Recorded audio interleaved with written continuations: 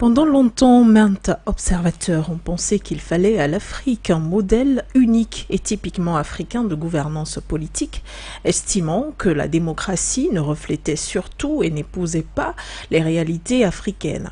Entre élections qui peinent à être libres et transparentes, contestation constante de résultats des urnes, la chute est quelque peu douloureuse. Succession politique qui se mute en succession familiale, l'Afrique n'a peut-être pas encore trouvé sa voix et sa voix dans ce modèle de gouvernance presque imposé au continent. Alors pourquoi ça coince en termes de succession politique? L'on s'interroge dans le cadre de cette émission Regard panafricain. Comment aborder cette succession politique dans les différents pays africains? Faut-il revoir la politique de gouvernance ou encore le régime de gouvernance en Afrique? Nombreuses questions qui sont passées sous le regard panafricain de Célestin Diamène. Il est homme politique et est notre invité dans le cadre de cette émission. Bonsoir et bienvenue à vous. Bonsoir Cassandra, bonsoir à tous les auditeurs de For You Radio, pardon. Je m'excuse pour ma voix un peu torturée par une grippe un peu méchante ces derniers jours, et donc je vais faire du mieux que je pourrai pour essayer d'apporter réponses et clarifications aux différents enjeux africains aujourd'hui, notamment en termes d'évolution du pouvoir. Donc merci pour l'invitation. C'est nous qui vous remercions et votre présence nous honore évidemment. Alors on démarre les hostilités juste après cette transition.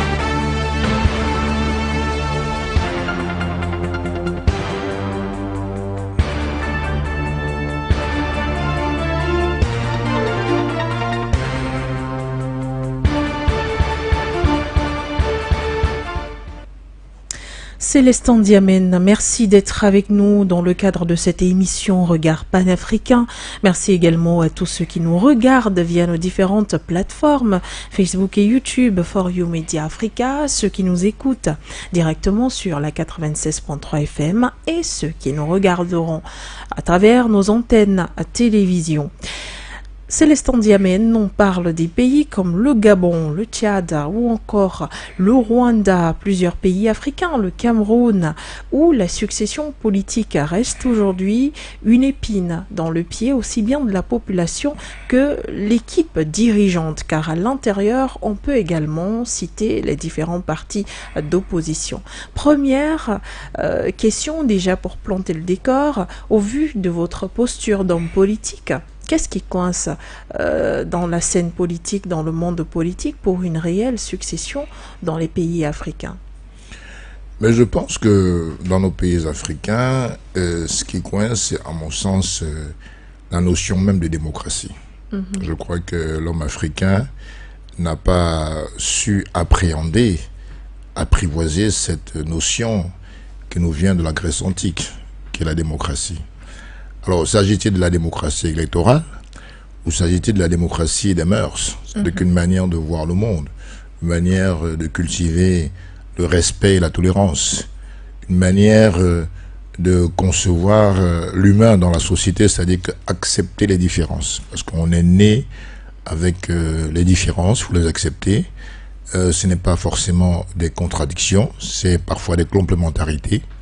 Même chez les jumeaux, il y a des différences. Il faut simplement savoir les accepter. Alors maintenant, si nous focalisons notre débat essentiellement sur la démocratie électorale, c'est-à-dire ce que Kadhafi appelait l'électoralisme, effectivement, je pense que nos dirigeants n'ont jamais compris ce que voulait dire démocratie.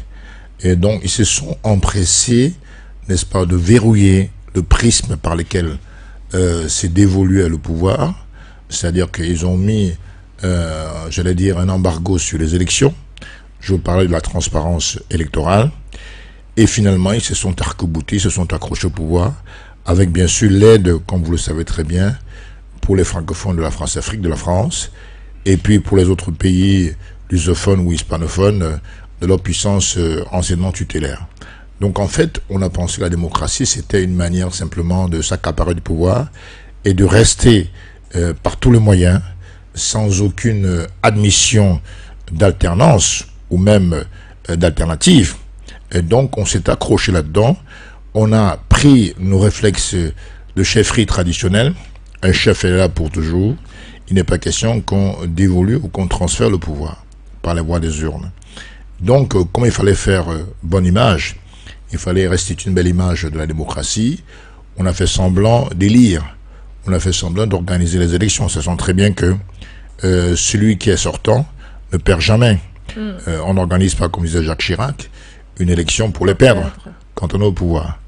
Donc voilà la notion de sémantique sur lesquelles butent la plupart des dirigeants africains. Mais je pense qu'aujourd'hui, les choses chez les citoyens ont beaucoup évolué, mais la répression, elle demeure.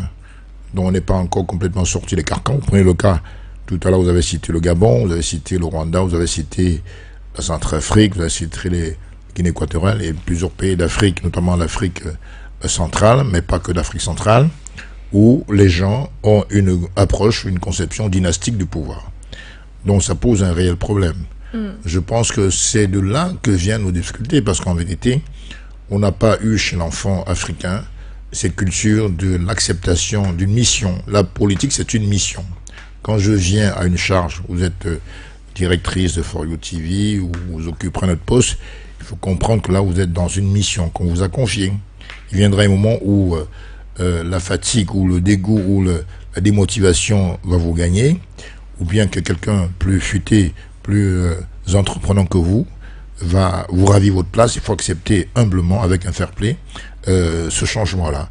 Bon, beaucoup de dirigeants africains ne l'acceptent pas. Donc ils sont prêts à tout, y compris au sacrifice suprême, pour s'accrocher au pouvoir. C'est pas bien. Avec cet état d'esprit, on ne peut pas évoluer. La démocratie, c'est l'acceptation de la différence.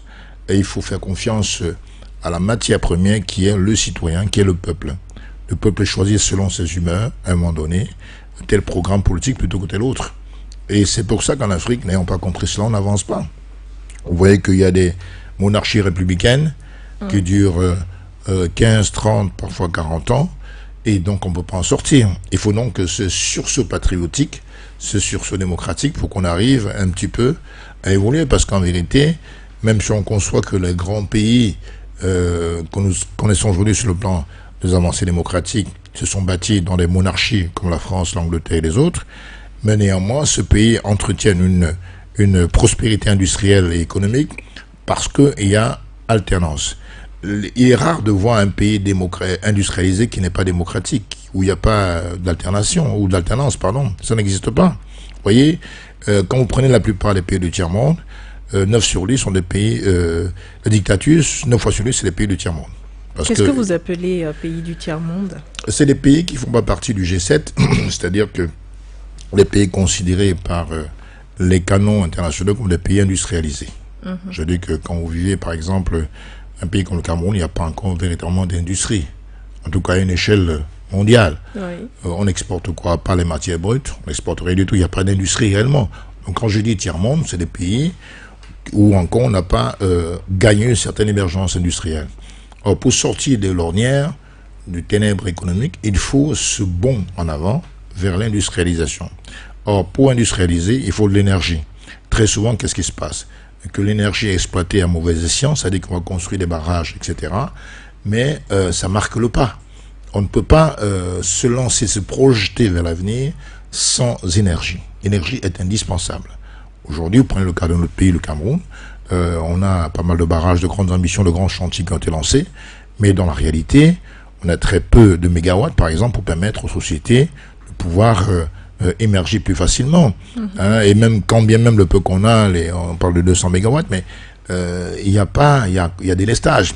Tout le monde subit le contre-coup, ce qui fait qu'il y a une industrie parallèle de groupes électrogènes qui s'est développée, encore des produits importés, qui ne sont pas créés localement.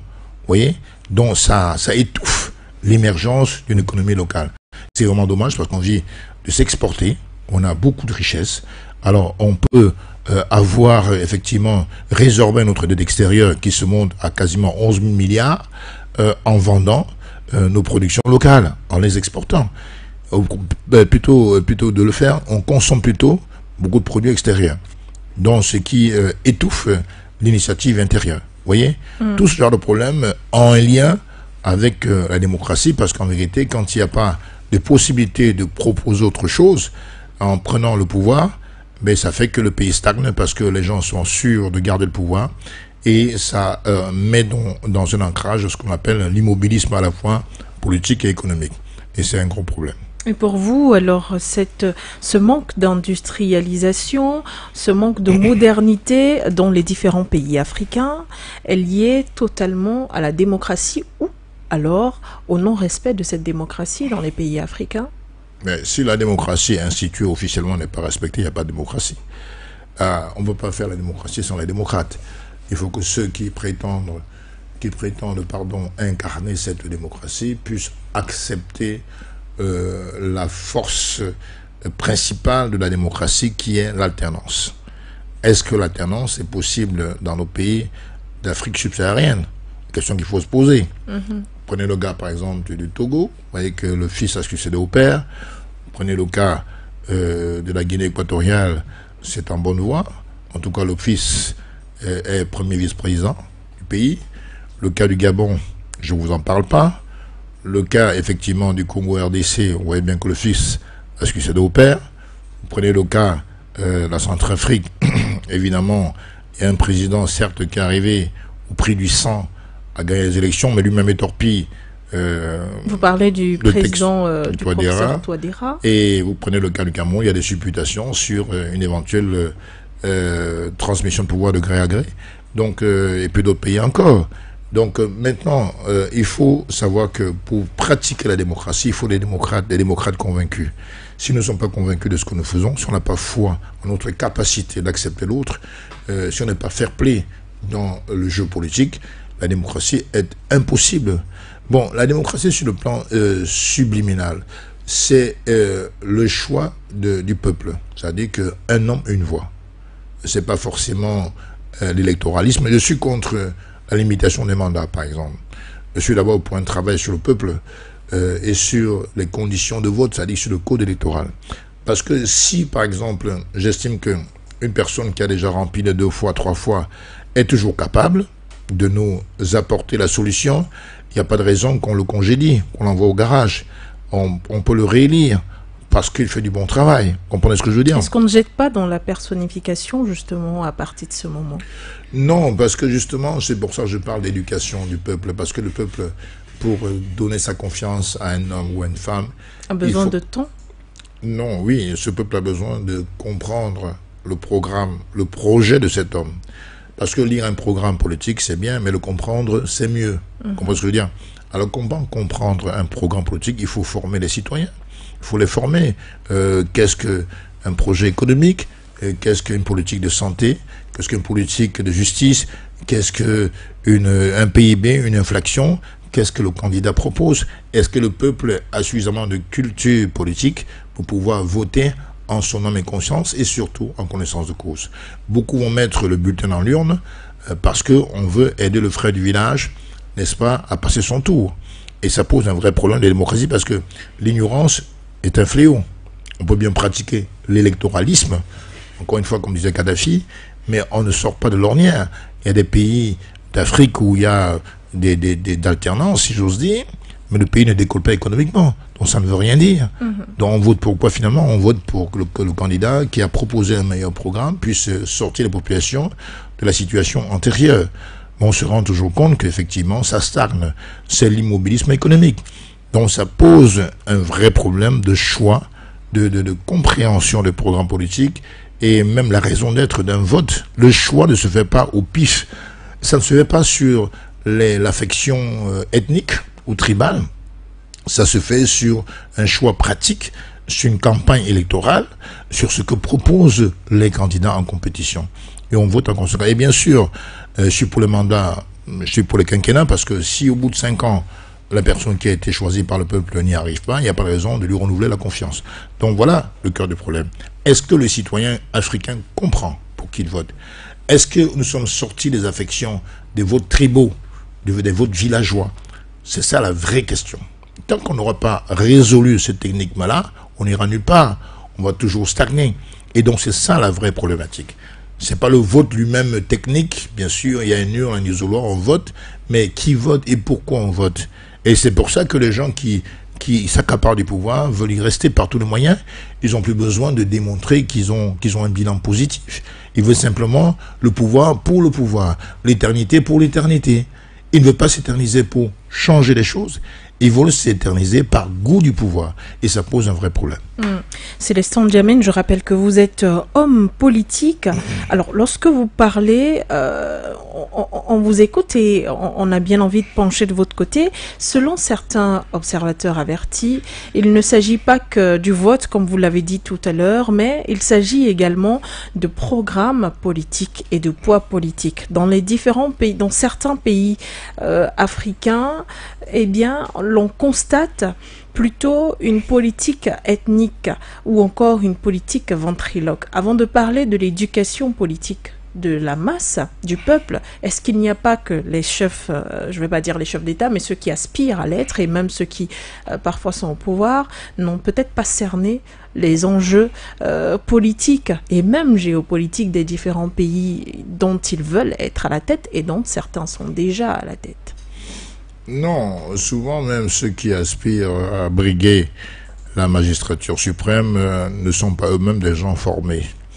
C'est-à-dire qu'ils n'ont pas une conscience démocratique avérée. Oui. Donc ils ont une approche actuellement chefale, une approche autocratique du pouvoir. Ils sont le chef, pas dans le sens d'améliorer les choses, dans le sens d'instituer un certain autoritarisme. S'il est bien d'avoir une certaine autorité pour gouverner, il faut du charisme, je suis d'accord, mais on n'est pas là pour pratiquer ou pour se faire pratiquer le culte de la personnalité. C'est malheureusement cela, parce qu'en vérité, tout dépend. Les hommes qui aspirent au pouvoir, nous dirigeants, sont peut-être à l'image de nous-mêmes. C'est-à-dire qu'en fait, on n'est pas exigeant, nous, en tant que citoyens. C'est-à-dire que souvent, un médiocre peut arriver au pouvoir et qui, par la pratique, il s'améliore. Il peut passer d'homme politique à homme d'État. Mais si le peuple n'a pas cette exigence de redevabilité sociale, c'est-à-dire que si le peuple ne sait pas exiger sa part dans la gouvernance du pays, il est évident que nous allons construire des monstres. Hein? Des hommes vont se croire divins ou complètement vont être déifiés. Ils vont croire qu'ils sont irremplaçables. Et puis finalement, au bout de leur mandat ou de leur éternité de pouvoir, ils n'auront laissé aucune trace positive. Donc, tout part aussi du peuple. Le peuple doit être exigeant. Un peuple affadi, un peuple apathique, un peuple résigné ne peut pas attendre les dirigeants des prouesses. C'est-à-dire que la qualité du dirigeant dépend aussi de l'attitude du peuple. L'opprimé donne la manière à l'oppresseur de faire ce qu'il a envie de faire. Les oppresseurs profitent souvent de l'attitude des oppressés, des opprimés. Donc ça veut dire qu'il faut déjà que nos enfants, on voit des pays relativement plus avancés que nous sur le plan démocratique, ils descendent dans les rues, ils sont prêts même à mourir d'ailleurs. Et ça fait prendre conscience à ceux qui dirigent qu'il faut changer les choses, comprenez? Mais si ici chez nous, si chacun veut boire sa bière, voir ses enfants grandir, il est évident que ça peut durer des générations. Et ceux qui vont passer leur tour au pouvoir vont rester le plus longtemps possible. Et donc, le pouvoir part d'en bas, comprenez, pour émerger vers le haut. Donc, c'est le bas qui doit faire des rois. Ici, quand le roi est proclamé, ben, il faut écraser le bas. Et le bas se laisse faire. Le bas veut vivre, mais on veut vivre, mais vivre comment? À genoux. Il y a un choix à faire. C'est soit vivre à genoux, soit vivre réellement. Soit être dans la survivance, soit être dans la vie d'un citoyen digne, capable de réserver ou de faire le minimum pour ces populations, ces générations futures, parce que vous avez des enfants, moi aussi, dont on ne veut pas qu'ils endurent ce que nous endurons aujourd'hui. Il faut qu'ils aient des conditions meilleures pour après nous, parce que dans quelques années, nous allons quitter cette terre, mais il faudrait que les conditions minimales qu'on aura laissées à travers nos combats puissent pousser les futurs dirigeants à sortir d'eux-mêmes. C'est-à-dire que quand on fait de la politique, c'est une expression de la charité humaine. On ne fait pas de la politique comme si on vendait des ordinateurs, comme si on vendait du riz au bord de la route. Non, on ne fait pas la politique pour avoir des bénéfices. On fait la politique parce qu'on a une foi, parce qu'on a des convictions, et qu'on veut voir son pays plus grand encore, dont on s'entoure des personnes nécessaires, qui partagent à peu près les mêmes idées, pour faire évoluer les choses. Mais ce n'est pas ce qu'on trouve malheureusement en Afrique. Regardez, l'Europe a dépassé cela. Quand ils pillent l'Afrique, c'est pas pour leur poche. Je ne crois pas que c'est pour leur poche. C'est pour qui? Et puis pour leur pays. Pour Quand le peuple. quand on pille l'uranium, on pille le cobalt, le lithium, le gaz, c'est pas pour leur compte bancaire. Je ne crois pas un instant. Vous voyez, c'est pour enrichir toujours ce pays-là. Et vous voyez, il se passe le monde de génération en génération. Voilà la différence qu'il y a entre l'Européen qui vole et l'Africain qui vole.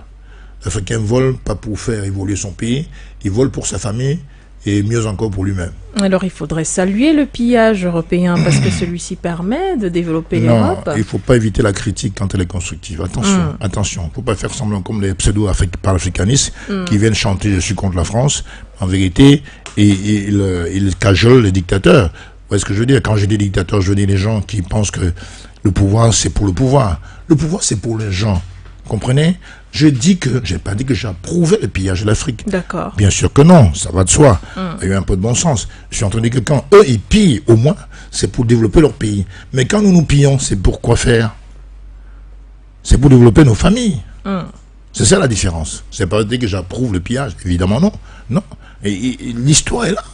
Depuis De Gaulle, vous pouvez prendre le cas de la France, jusqu'à Macron, en passant par Mitterrand, Pompidou, Giscard, etc., Chirac, vous voyez bien que c'est les mêmes accords de partenariat léonins qui sont pour écraser l'Afrique, pour piller l'Afrique. Ils ne le font pas pour leur compte bancaire. Jamais de la vie. Ils le font pour la France. Mais nous aussi, j'aimerais qu'on pille pour l'Afrique. Et qu'on pille qui alors? Mais on a beaucoup de gens à piller, mais on n'est pas foutu d'aller exploiter. C'est désolant de voir que c'est nous qui sommes toujours pillés et pas l'inverse. J'aimerais bien que la colonisation soit aussi à l'envers, pourquoi pas, hein, pour prouver au moins que nous sommes capables aussi d'aller conquérir des marchés ailleurs, des comptoirs coloniaux, etc. Mais depuis l'histoire nous enseigne que c'est l'Afrique qui a été colonisée et jamais l'Europe. En tout cas, si l'Europe l'a été, c'est entre eux, l'Allemagne. Pas par l'Afrique en tout cas. Oui, donc il y a un problème, il y a un vrai problème. Je ne vais pas remonter jusqu'à l'Égypte antique, où c'est une puissance planétaire. Mais depuis l'Égypte antique, on est où aujourd'hui? On est complètement à plat ventre. Il faut dire la vérité. Et pourtant, nous dormons sur des puits de richesse. Des puits de richesse. On a des dirigeants totalement corrompus, collaborationnistes. Voilà les vrais pilleurs. Ils le font pas, ils le font pour construire leur résidence où ils n'habitent même pas. Et pire encore, pour construire des résidences chez les pilleurs. C'est encore plus grave. C'est encore plus grave. Je préfère un voleur qui investit chez lui, qui crée des emplois, qui crée un certain dynamisme économique, qu'un voleur qui va se gargariser de luxe chez son bourreau. Vous voyez notre mentalité africaine. Il ne faut pas avoir honte de critiquer ça, de tirer sur les accapareurs africains qui permettent à l'Occident, qui dressent le tapis rouge à l'Occident. Voilà la réalité. Le contraire, c'est l'hypocrisie, tout simplement. Et pour vous, Célestin Diamène, cette démocratie qui peine à se mettre en place dans les différents pays africains et qui également maintiennent souvent certains pays dans des guerres d'avant, pendant et après le scrutin, bien sûr, ce qu'on appelle souvent également des crises post-électorales, elle n'est pas directement liée à ce néocolonialisme que plusieurs observateurs d'ailleurs décrit aujourd'hui et dénonce aujourd'hui. Ce n'est qu'une question de mentalité du peuple? Le peuple, malheureusement, a hérité d'une mentalité coloniale, qu'on appelle aujourd'hui le néocolonialisme. C'est-à-dire qu'on a les blancs sans les blancs. C'est-à-dire qu'ils ont laissé un système que certains gestionnaires des affaires politiques ont repris à leur compte. Par exemple, vous savez qu'à l'époque, la mentalité coloniale, c'était de trouver leurs protégés, parmi tant d'autres d'Africains, et les mettre au pouvoir, en disant que tel est meilleur que l'autre, en divisant, en quelque sorte, pour mieux régner. Ça, c'était le mot d'ordre colonial, comprenez, en désignant des tribus qui seraient apparemment plus travailleuses, plus laborieuses que d'autres, donc créer des clans au sein de la société, et qui fait qu'une fois qu'ils sont partis physiquement, leur ombre demeure. On va reprendre leur méthode. Et c'est ce qu'on appelle le néocolonialisme. C'est-à-dire que la gestion occidentale sans les Occidentaux. L'Afrique sans les Africains. Et pourtant, c'est les Noirs qui dirigent. Si vous avez lu le livre de Frantz Fanon, Peau blanche, peau noire, masque blanc, On veut simplement dire qu'en fait, quand on veut mimer, nous sommes dans le mimétisme. On peut se dire. C'est-à-dire qu'on va créer une espèce de pornographie de la pauvreté qui va perdurer et que les gens sont là pour dire que voilà, écoutez, il y a une classe qui est riche, qui s'enrichit de plus en plus, on tout fait, il n'y a pas de démocratie économique, il faut, pour gagner un marché, c'est toujours le gré à gré, ou pratiquement toujours le gré à gré, et il n'y a rien qui soit transparent. Donc on crée des castes, des élites fabriquées sur pièces, qui font qu'il y aura toujours l'ethnie des riches, et pour le coup, qui ne connaissent pas de tribu. C'est-à-dire que entre les riches, Bassa, Bamileke, Sawa, tout ça, et Kambiti, il n'y a pas de tribalisme chez eux là-bas. Donc c'est la tribu des riches. Et tout en bas, il y a la tribu des pauvres, qui se battent. En vérité, le tribalisme, pardon, c'est chez les pauvres. Le tribalisme n'existe pas chez les riches. Ça ne peut pas exister. Comprenez? Donc on maintient sous la couveuse des masses énormes de population, on les maintient dans l'immobilisme et l'ignorance, et puis voilà comment ils divisent pour mieux régner. Donc c'est une approche coloniale, colonialiste. Et c'est pour ça qu'on dit que nous sommes en néocolonie, comprenez? Voilà la réalité décrite aujourd'hui. Et cela n'a donc rien à voir avec cette éducation du peuple, ou encore, parce que on a souvent tendance à soit jeter l'opprobre sur les dirigeants, soit le faire directement sur le peuple. L'on parlait donc de ce peuple qui, dans les années peut-être 50, n'avait pas une très grande éducation politique, mais réussissait, par exemple, à se faire entendre sur le plan démocratique. Maintenant, s'il fallait revenir à ce régime de gouvernance en Afrique, vous avez parlé tout à l'heure des chefs d'État qui s'éternisent. Peut-être que l'Afrique n'arrive pas à se défaire des royaumes et se sentirait un peu plus à l'aise dans ce régime de gouvernance-là, et qu'il faudrait peut-être le moderniser ou alors le démocratiser. Mais écoutez, je pense que quand vous regardez le monde actuel, il y a très peu de monarchies. On peut les compter sur la doigt d'une main. En Asie, il n'y en a pas beaucoup. Peut-être au Moyen-Orient, en Arabie Saoudite et autres. En Europe, encore, il y a en Angleterre, c'est une monarchie plutôt sans pouvoir. Enfin, c'est le gouvernement qui gouverne. Il n'y a plus de monarchie en Espagne ni en France, ni au Portugal, ni nulle part ailleurs. En Amérique, je ne connais pas beaucoup des monarchies non plus. Donc ça veut dire qu'une étape est passée. Il y a eu le 15e siècle, enfin tout ce qui est avant le 18e siècle, et légèrement après, il y a eu beaucoup de régimes monarchistes. Ça correspondait au caractère des gens de l'époque. Aujourd'hui, on a pensé progressivement que un peuple est un peuple debout, un peuple qui a son mot à dire, un peuple qui doit choisir ses dirigeants, puisque c'est lui qui a gouverné. Comprenez? Donc la modernisation veut dire quoi? Veut dire simplement qu'on doit accorder ce droit au peuple, ce pouvoir au peuple de choisir ses dirigeants. Tout simplement, le dirigeant va tenter de le convaincre, parce qu'après tout, les politiques ne sont pas faites pour les chiens, mais pour les humains. Je ne veux pas avaler n'importe quoi parce que vous êtes le fils d'eux. Non, j'ai envie de savoir à quelle sauce je serai mangé. Comprenez? Demain, quand je serai plus là, comment mes enfants iront à l'école, quelles taxes ils vont payer, etc. Donc, c'est pas quelque chose qui est propre à une race. La liberté, elle est consubstantielle à l'existence de l'être humain. Vous, Cassandra, vous avez besoin d'être libre, même chez vous. Pas besoin qu'on vous impose des choses. Vous pouvez consentir à quelque chose. Vous pouvez même vous soumettre à quelqu'un. Mais c'est un choix. C'est un choix. On ne le fait pas le couteau sous la gorge non plus. Ce qui est valable pour l'Européen est valable aussi pour l'Africain. On a des êtres humains dont on a besoin aussi de liberté. Maintenant, comment on la gère? Il y a comment on appelle, une catharsis à réaliser, parce qu'en vérité, nous sommes issus des anciennes chefferies. Avant l'avènement de l'État dans nos continents, n'est-ce pas, il y avait des chefferies dont le chef était là pour toujours. Hein, le roi est mort, vive le roi, son fils lui succédait. C'est comme ça fonctionnait, même en Europe d'ailleurs à une certaine époque. Mais aujourd'hui, malheureusement, il y a un semblant d'élection de façade.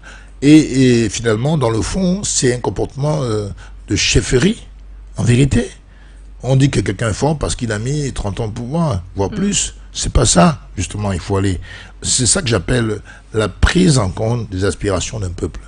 Un peuple, c'est pas un troupeau. Un peuple, c'est des gens qui ont des droits, qui ont même le droit de choisir quelqu'un pour les diriger. C'est un droit. Faut pas croire que, puisqu'on parle de démocratie, on est des aliénés culturels. Non. Est-ce que c'est les Européens qui ont inventé la démocratie? Bon, on dit c'est l'Angleterre, n'est-ce pas? C'est la Grèce. Mais en vérité, ce qu'on oublie, c'est qu'en vérité, il y avait la palabre africaine. Il y avait une forme de démocratie, n'est-ce pas? À l'époque, c'était les rois, effectivement, qui gouvernaient. On donnait la parole à tout le monde. Comprenez? Et on tranchait. Dans la première constitution médiévale, c'est une constitution africaine, malienne, de Tombouctou. Première constitution, avant même la Magna Carta anglaise, britannique. Comprenez? Mais aujourd'hui, on accuse justement ces différentes démocraties d'être tentées de dictature européenne ou encore occidentale. Tentées de dictature occidentale, pourquoi je le dis? Parce que la plupart du temps, ce ne sont pas des dirigeants qui respectent forcément les aspirations des peuples africains ou encore leurs différents besoins. À ce niveau-là, on ne parle plus de démocratie élective, on parle d'une démocratie populaire. À ce moment-là, on parle d'électoralisme parce que démocratie populaire, populaire vient du peuple. Ça pourrait être un terme positif, mais on voit bien que le mot populaire, l'adjectif est connoté. Ça a tendance à nous ramener vers le communisme. Le communisme, c'est quoi? C'est les apparatchiks, une espèce de dogme collectiviste qu'il faut respecter, dont le mot populaire même est dévoyé. Comment je veux dire? C'est qu'un mot qui est noble à la base, mais finalement, dans la pratique, est devenu un mot complètement péjoratif. Vous voyez ce que je veux dire? Non, nous parlons d'évoluer dans le sens que nous voulons un code électoral meilleur, que le peuple puisse être en droit de changer de dirigeant et que le choix du peuple soit respecté. Pourquoi, par exemple, chez nous au Cameroun, on doit attendre 15 jours pour dépouiller, 15 jours, pardon, pour proclamer les résultats? Est-ce que c'est normal? Ce n'est pas normal quand même. Avec le monde technologique que vous connaissez, vous et moi, pourquoi on attendrait 15 jours pour proclamer des résultats? Ce n'est pas possible, ça. Partout dans le monde, c'est le même jour qu'on proclame les résultats. Bon, parfois, ça peut prendre un peu plus, ça. Par zèle. Dans certains pays, par zèle. 9 jours, 10 jours, dans d'autres 3 tout ça, 5. c'est les mêmes tendances, les mêmes intentions qui ne sont pas saines. Avec les moyens technologiques dont le monde dispose aujourd'hui, on a des informaticiens, des mathématiciens partout. Il n'est pas impossible d'avoir les résultats. D'ailleurs, le Bénin l'a fait. Les pays vont mettre en avant le coût élevé. De quoi? De ces différentes technologies, peut-être. Quel coût élevé? Ça dépasse les milliards que nos ministres détournent chaque jour. Non, c'est pas un argument sérieux. Il n'y a pas de volonté politique, c'est tout. Il n'y a pas de volonté d'aller de l'avant. Je pense que la vraie question de savoir, c'est que quelle notion ont les gens de la conception du pouvoir politique? C'est ça la vraie question. On entre dans la marmaille politique pour se gargariser, pour se, comment dirais-je, pour s'imprégner de toutes les richesses possibles et inimaginables. C'est-à-dire qu'on veut se mettre à l'aise, on veut mettre sa famille à l'aise, on pense pas vraiment au pays. Ce n'est pas une politique pour le peuple, c'est ce que non, non, évidemment dire, non. Regardez, dans nos pays, il manque de tout, malgré nos richesses énormes. Il manque même des infrastructures. Regardez nos aéroports, on dirait des gares routières un peu évoluées. C'est terrible. Alors que nous sommes beaucoup plus riches que des pays où on voit des infrastructures énormes. Vous arrivez par exemple à Dubaï, qui était un désert il n'y a même pas 40 ans, un désert, ou Singapour, qui était un flot de marécages. Ça n'a plus rien à voir avec nos pays d'Afrique subsaharienne. Alors pourquoi nous sommes à ce stade-là? Parce que il n'y a pas des gens chez nous qui ont compris le sens de la politique, qui est l'expression de la charité humaine. On se bat, on se donne, on s'offre au peuple pour que les choses puissent évoluer. Et puis, on met en place des politiques qu'on exécute après. L'ancien président, par exemple, Ahidjo, pratiquait ce qu'on appelait des plans quinquennaux. On faisait un plan tous les 5 ans, et au bout de 5 ans, on voyait ce qui n'a pas marché. Et on corrigeait, ainsi de suite. C'est comme ça qu'on était devant la Chine, devant la Corée du Sud. Aujourd'hui, c'est l'inverse. Il n'y a pas de comparaison possible. Donc, c'est une question de volonté, parce qu'on a tout ce qu'il faut. On a le soleil, on a les océans, on a tout ce qu'il faut. On a les minerais, on a le pétrole, le gaz. Qu'est-ce qui nous manque? Mais est-ce qu'on a des figures politiques, Célestin Diallo? Des figures? Comment c'est les figures? Est-ce qu'il y a des figures politiques? Ben Est-ce qu'il y a des programmes politiques qui sont apportés aux différents citoyens? Oui, il y a des programmes politiques, mais qui sont loin d'être mis en pratique. D'abord, il y a le problème de la dévolution du pouvoir. Et souvent, nos codes électoraux sont taillés sur mesure pour le prince au pouvoir. Hein? Donc, déjà, il y a un verrouillage à la base. Donc, alors que l'alternance est à la politique, c'est que les poumons sont au cœur. Si l'alternance ne fonctionne pas, imaginez-vous si on vous empêche de respirer. C'est terrible. Si on vous maintient la tête sous l'eau pendant 40 secondes, vous allez crever. C'est pareil. Si on étouffe, on empêche déjà l'alternance, vous comprenez bien qu'à partir de ce moment-là, tout espoir est perdu. Ce qui explique par exemple l'émigration massive de nos enfants vers les déserts, vers les mers. Ils acceptent la mort éventuelle à condition qu'ils quittent ces ténèbres que pour eux représente désormais l'Afrique. C'est terrifiant de penser ça, mais c'est la réalité. Comprenez? Si nos sœurs et nos frères se jettent à corps perdu dans le désert, à votre avis, c'est pourquoi? Avec tous les risques que vous imaginez. C'est pourquoi? C'est parce que l'Afrique est un paradis? Ben non. Et pourtant, elle le serait si effectivement on mettait à profusion et en exploitation toutes les richesses que Dieu nous a données. Comprenez? Ils vont chercher dans des pays le bonheur qu'ils n'ont pas ici. Et ces pays n'ont pas le centième de richesse que nous avons, potentiellement parlant. Donc voilà la réalité aujourd'hui. Qu'est-ce qu'on fait? Et un pays ou alors un peuple qui se retrouve face à des contestations post-électorales comprend à partir d'un certain moment également qu'il n'est pas au centre du jeu politique, et pourtant cette politique devrait tourner autour justement de ce fameux peuple-là. Et pourquoi reparler de ces contestations post-électorale?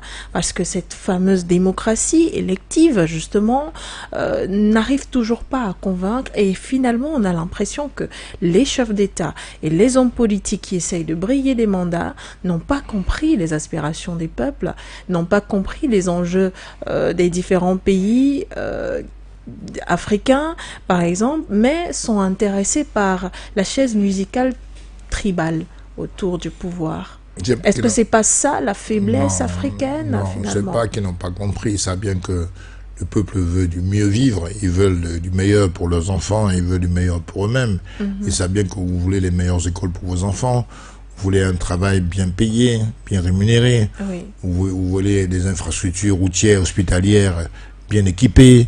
Vous voulez rouler sans être tracassé par le tchoko des policiers. Vous voulez être dans un pays où il y a moins d'insécurité. Ils le savent parfaitement bien. Mais pourquoi j'utilise la fibre tribale? Parce que, comme je vous l'ai dit, ils veulent le pouvoir pour le pouvoir. Ils veulent s'éterniser pour s'éterniser. Ils savent très bien ce que vous voulez. Mais ils vous divisent comme les colons leur ont appris pour mieux régner le plus longtemps possible. C'est pour ça que je parle de la conscience.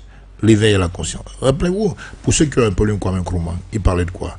Bon, lui, sa thématique, c'était l'Afrique. C'est-à-dire que pour eux, pour lui, on doit s'unir au péril. L'Afrique unitaire. Oui, l'Afrique. Moi, j'ai écrit un bouquin, par exemple, sur le fédéralisme unitaire. Donc, je reviens sur la thématique de l'unité nationale, pour le cas du Cameroun. Mais on peut avancer en disant l'unité africaine aussi, par extrapolation, dans le sens que sans unité, on est mort. On est dans un monde aujourd'hui où on va vers les grands ensembles. Les grands ensembles, c'est quoi? C'est les grandes communautés européennes, américaines, l'alliance en Asie, etc.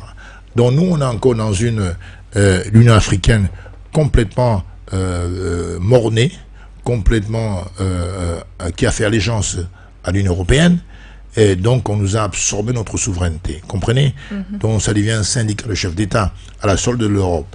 Donc aujourd'hui, on pratique ces manœuvres, j'allais dire, de populisme, de démago, pour effectivement s'éterniser au pouvoir. Sachant très bien que s'ils vous laissent faire, vous allez les dégager comme, je sais pas, comme une plume de poule mouillée. Non, ils ne peuvent pas le faire parce que justement, ils n'ont pas cette culture, effectivement, de travailler pour l'évolution des mœurs, l'évolution du peuple. Et c'est ça la vraie question, l'éducation. L'éducation et encore l'éducation. Il faut faire lire vos enfants, il faut les rendre la fierté de se cultiver. Aujourd'hui, qu'est-ce qu'on voit? Nous sommes dans les SMS, on est dans les WhatsApp, machin truc, ils savent même plus écrire, je parle même pas d'écrire leur propre langue maternelle, et vous comprenez qu'ils sont totalement aliénés culturellement. À ce rythme-là, vous attendez quoi des futurs dirigeants? Ils vont être, ce seront des clones politiques, comprenez? Ils se sont pas arrimés aux réalités de leur environnement, aux réalités politiques de leur pays. Et c'est ça tout le problème. Donc, il faut déjà changer de mentalité. Mais pour changer de mentalité, il faut changer la culture et l'éducation. Or, nos programmes scolaires sont beaucoup imprégnés par l'esprit, l'approche occidentale, n'est-ce pas? De la culture, de l'éducation, ça pose un vrai problème. Donc, c'est avec ça que nos enfants grandissent. Et avec ce background académique, éducatif, on ne peut pas espérer avoir les dirigeants qui soient panafricanistes, qui pensent d'abord à l'Afrique. Et c'est ça le cœur du problème. Selon la manière que vous plantez l'arbre, si vous la plantez droite, l'arbre a des chances de grandir de manière droite. Si vous la plantez oblique, elle grandira oblique ou penchée. Donc voilà la base, la racine, c'est ça. On parle de la racine, c'est ça qui compte. Ce n'est pas les feuilles, les branches. Comment avez-vous planté? Quelles graines avez-vous mis sous la terre? Quelle éducation apportez-vous à vos enfants? Ce qui est sûr, c'est que l'Afrique doit s'unir. On ne peut pas vivre dans des petits États face à la Chine, face au Pakistan, face à l'Inde qui est un sous-continent, face à l'Union européenne, face à l'Amérique, aux États-Unis, etc. Ce n'est pas possible. Vous partagerez donc l'avis de certains observateurs qui estiment qu'il faut absolument des panafricanistes à la tête des États africains afin d'aller vers justement des petits États africains ou alors des grands États, par exemple par sous-région. Bon, on a de manière officielle des organisations sous-régionales, comme la CEMAC, le CEDEAO, etc. Il n'y a pas d'union politique en réalité. Il n'y a pas d'union politique parce qu'on aurait pu penser que c'était la première étape pour aboutir à la Grande Afrique. On voit très bien que l'Union africaine elle-même, qui est censée brasser tout cela, elle-même est complètement inféodée par l'Union européenne. Donc il y a un vrai problème. Donc il faut vraiment un sursaut patriotique africain pour espérer la prise du pouvoir par des vrais panafricanistes, pas par des dandys qui viennent dandiner sur les plateaux de télévision en insultant la France matin, midi, soir, pour pointer leur argent. En vérité, ce qui est sûr, c'est que il faut des gens qui croient en l'Afrique, comprenez, qui vont pas couvrir aujourd'hui certains autocrates africains. J'aime pas le mot dictateur parce que c'est un mot qui est inventé par les Européens, mais les autocrates africains, on ne peut pas les caresser, alors que c'est tout de même le problème de l'Afrique, comprenez, parce qu'on a les moyens. Il y a des jeunes qui ont des idées, des jeunes qui ont des propositions, mais qui va faire des réformes? C'est des détenteurs de pouvoir. Alors, ces détenteurs de pouvoir, ils veulent plutôt que leur fils les succède, et c'est ça le vrai problème. Le fils va mimer ce que le père a fait. Il va vouloir aussi laisser son fils à lui, demain ou après-demain, puisque le peuple est bête. Donc le peuple va l'accepter. Selon eux? Ah, mais selon nous aussi, parce qu'en réalité, qu'est-ce qu'on fait pour que le contraire se produise? Rien du tout. Ben oui, parce que si moi je ne réagis pas à vos monstruosités, ça veut dire que quelque part je suis consentant, soit par faiblesse, soit par lâcheté, soit de manière consentante, mais ce qui est sûr, c'est que nous sommes complices. Nous méritons, tout peuple a le gouvernement qu'il mérite. C'est ça qu'il faut retenir. Le peuple est souverain, c'est pas le chef de l'État qui est souverain. Le chef de l'État n'est que l'incarnation de ce peuple. C'est le corps mystique et républicain du peuple. Mais le corps mystique n'est rien sans le peuple. Mais si ce peuple devient lui-même bête, lui va croire que le pouvoir vient de lui. Vous voyez? Alors que c'est le peuple qui donne ce pouvoir et peut le défaire. Donc le peuple ne connaît même pas son pouvoir. Et ça pose un vrai problème. Voilà. Vous parlez d'éducation politique des différents peuples, mais dans les années 40, avec la ferveur de l'Union des populations du Cameroun, on n'a pas vu une grande éducation. Il n'y avait qu'un peuple qui désirait être libre. Non, ne vous y méprenez pas. Il y avait une grande éducation. Ah ben oui, ils étaient même marxistes pour certains. Non, attention à ce que vous dites, parce qu'il y avait justement la différence avec le peuple d'aujourd'hui. C'est qu'on est qui était formé. Parler des UPC justement Ah, on ne pouvait pas imaginer. Je ne parle pas des UPCistes à l'intérieur de l'UPC, je parle du peuple en lui-même. Je parle du peuple qui se levait pour ses droits, mais c'était ceux qui étaient habitués à des travaux champêtres, c'était pas des grands universitaires à l'intérieur de ce peuple-là. C'est de ça que je suis en train de parler. Aujourd'hui, avec tous ces moyens de communication et d'éducation, il n'y a pas cette ferveur. Ce n'est pas peut-être un problème d'éducation. Si, bon, un pays comparable, il y a des pays où le peuple se lève encore. Je suis désolé. On ne peut pas dire que, effectivement, il n'y a que nos pays. Non. Regardez un peu hors de chez nous. Et le peuple des jeunes qui se lèvent encore pour revendiquer ces droits-là. Et donc ça aussi, c'est l'éducation léguée par les parents. Vous savez que quand on parle d'éducation, on ne parle pas forcément d'instruction. Et ça peut-être pas lire et écrit, mais ils ont l'éducation. Oui. L'instruction, ça vient de l'école. L'école nous apprend à lire, à compter, et peut-être à critiquer, à lire, mais l'école ne nous éduque pas. Les profs n'ont pas ce temps-là. Donc l'éducation vient de la famille. Si les parents ne sont plus responsables, ils ne peuvent pas faire la magie, les enfants seront eux-mêmes irresponsables. Les enfants vont abandonner l'éducation aux androïdes ou à la télé. Évidemment, vous attendez à quoi? Souvent même l'enfant va découcher, ils vont être entraînés dans des bandes, et le parent n'aura plus aucun contrôle sur l'éducation de ses enfants. Donc ça pose un réel problème. Voilà comment il va grandir, cet enfant-là. À 18 ans, il a quitté la maison. Souvent, ça arrive. Et puis, donc, il n'a pas la chance d'avoir cette transmission de savoir, de sagesse de ses parents. Et moi, je dis ceci. Si le gouvernement n'a pas cette volonté politique de pouvoir s'engager à aider les parents, notamment les jeunes parents, à tenir leur rôle, hein, j'ai l'impression que nous allons davantage continuer à nous aliéner culturellement. Or, justement, la culture est souvent la base du développement économique. Si vous n'avez pas foi en vous, en vos capacités, si vous perdez l'estime de vous-même, parce que vous pensez d'abord à la culture de l'autre, vous ne pourriez jamais émerger, vous ne pourriez jamais vous épanouir, ce n'est pas possible. La Chine n'est ce qu'elle est que parce qu'elle est d'abord revenue à sa source. Le Japon n'est ce qu'il est parce qu'ils sont revenus au shintoïsme. Hein? L'Europe est ce qu'elle est parce qu'elle est revenue à leur dogme chrétien, etc. Donc nous avions aussi, je dirais pas le culte des ancêtres, mais nous avons aussi une valeur africaine. Aujourd'hui, ces valeurs sont pratiquement piétinées, elles sont en voie de disparition au profit des valeurs non africaines. Et ça pose un vrai problème de développement. Et quand un enfant est parvenu à avoir un visa à Schengen, eh bien, il y a des chances qu'il ne revienne plus. Voilà tous ces problèmes-là. Comprenez le modèle que nous présentons. Moi, je n'ai jamais vu, moi, je cherche depuis longtemps, je n'ai jamais vu en Afrique une poupée noire. Ça n'a pas de sens.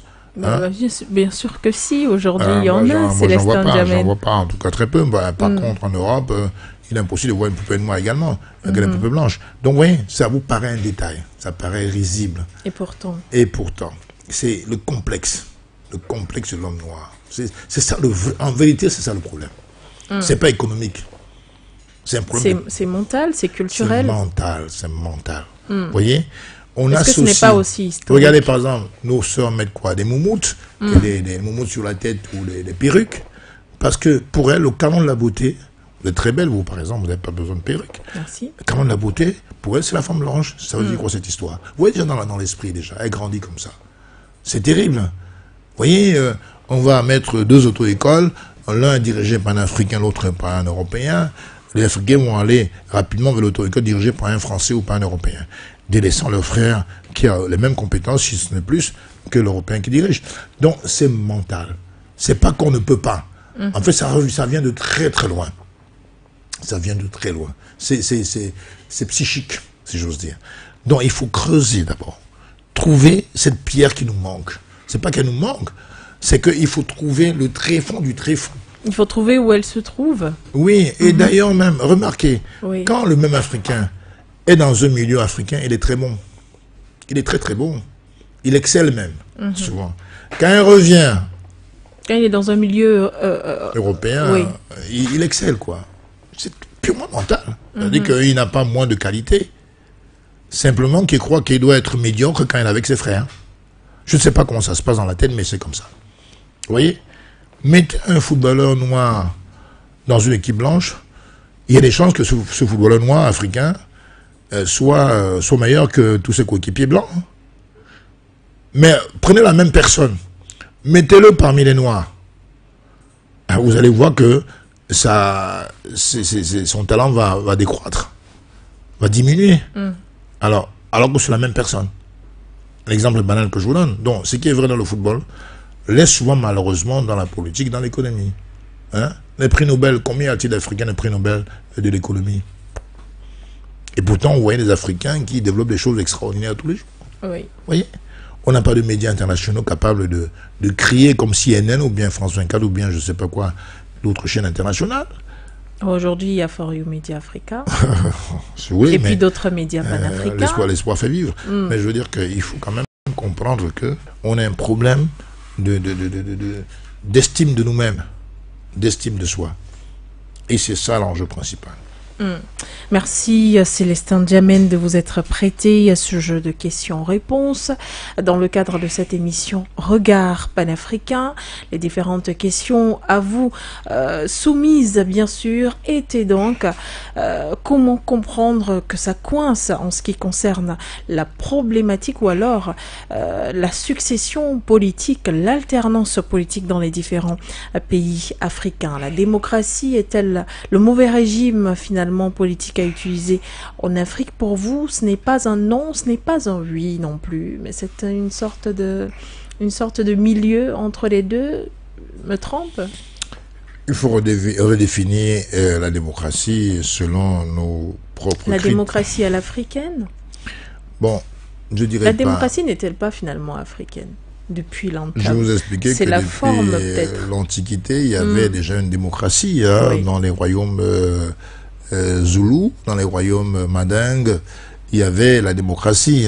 Les gens avaient cette liberté d'expression, justement, bien avant l'Angleterre, au XVe siècle. Bon, maintenant, on a voulu copier l'européen de la pire des manières, ce qui fait qu'aujourd'hui, les médiocres ont pris le pouvoir pour empêcher les meilleurs de s'exprimer. Et ça pose un vrai problème d'éthique, parce qu'avec les réseaux sociaux, vous avez un monde qui est livré complètement aux idiots, qui écrivent tout et n'importe quoi. Donc, par hauteur de vue, les gens intelligents se taisent, soi-disant pour ne pas heurter les idiots. Donc, voilà le problème aujourd'hui, c'est-à-dire qu'on a inversé les rôles. Ce n'est pas les meilleurs qui dirigent. Ça devrait être les meilleurs qui dirigent, pour le bonheur du peuple. Ce n'est pas le cas. Donc, il faut repartir, il faut revenir vers l'éducation. J'insiste là-dessus. Qu'il soit en termes de politique éducative, scolaire, ou en termes de formation même des parents. Il faut même accorder des subventions aux parents qui éduquent bien leurs enfants, qui touchent quelque chose. Et les parents totalement irresponsables. Totalement irresponsables. Et ça ne peut produire que des enfants extrêmement irresponsables. C'est une évidence pour moi. Donc il y a urgence. Il y a urgence, il faut réformer l'école, il faut réformer l'université. Je ne comprends pas comment nous allons émerger avec des matières de sciences humaines un peu partout. Il faut accorder des subventions consistantes à des filières scientifiques. Il faut introduire des laboratoires en quantité dans les universités. Il faut faire la recherche. Parce que la recherche, c'est quoi? La recherche débouche sur des inventions. L'invention débouche sur la richesse. Si vous n'avez rien inventé, vous êtes condamné à consommer ce qui vient d'ailleurs. Jusqu'au cure-dent. Donc, c'est un vrai problème. On ne peut pas s'émanciper quand on attend tous les autres. Tous les autres. Il suffit qu'il y ait une guerre en Ukraine ou en France, on est foutu. C'est ça que ça veut dire? Il faut être sérieux, là. Où allons-nous? Et puis on va aller s'accrocher à la Russie, après la Chine, la France, on va prendre une autre maîtresse ou notre amant, qui est la Russie. C'est quoi cette histoire? Et nous, on est quoi là-dedans? On est des êtres de passage, des êtres intermédiaires pour accompagner les autres sur Terre. Donc c'est la question de l'homme noir pour lequel s'est battu Martin Luther King, Marcus Garvey, Bob Marley, Kwame Nkrumah, Jomo Kenyatta et Thomas Sankara. Donc c'est là qu'il faut aller. C'est ça le vrai défi aujourd'hui. Merci infiniment Célestin Diamène, et c'est la fin de cette émission Regard panafricain. Ce fut un plaisir d'échanger avec vous dans le cadre de ce programme. D'ailleurs, la dernière sortie de la semaine. Rendez-vous donc les lundis prochains pour de nouveaux numéros, même heure et différents contenus. Merci à tous de nous avoir écoutés sur notre radio. Merci également de nous avoir regardés sur nos différentes plateformes internet. For You Media Africa, les programmes et l'info se poursuivent sur nos différents médias. Au revoir à tous.